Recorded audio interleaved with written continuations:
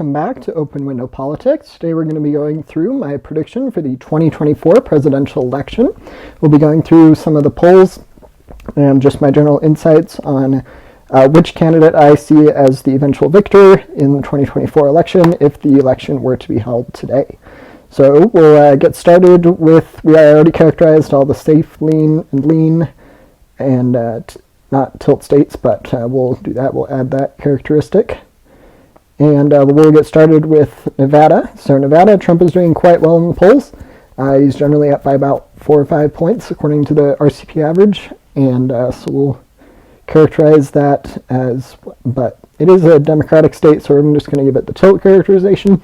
I do think it won't be a margin of 5 points. I do think it'll be closer. But I do think that if the election were to be held today, that Trump would be the victor in Nevada.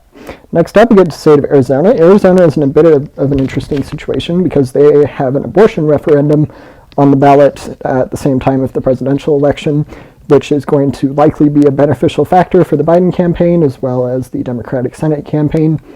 But I do think that it probably isn't going to be enough to overcome Trump's lead in the state by now.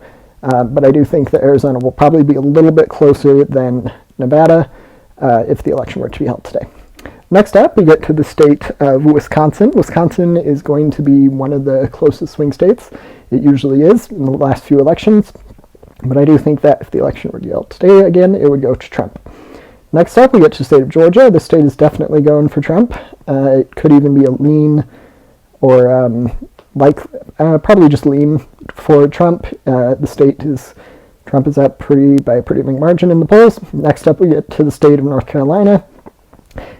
If the Biden campaign hopes to expand on their electoral college map, well, obviously with this current layout, they won't be able to. But the Biden campaign has been putting some efforts into North Carolina, but I doubt it'll be enough to overcome Trump's lead in the polls in the state, and so I'm going to characterize it as lean Republican along with Georgia. Then we get to the state of Michigan, and this one I think is going to be fairly close. The Fox News rating has it as a as a tilt Republican state at the moment, and I feel like at the moment that's an understandable consideration and fair valuation. Then we get to the final swing state of Pennsylvania.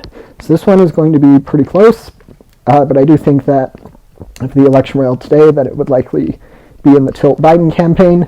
That's still not enough to bring him to 270, and with the electoral college map ending up at 241 for the Democratic candidate, in this case Joe Biden, to 293 for the Republican candidate, in this case Donald Trump. Feel free to let me know if you have any questions about my prediction, and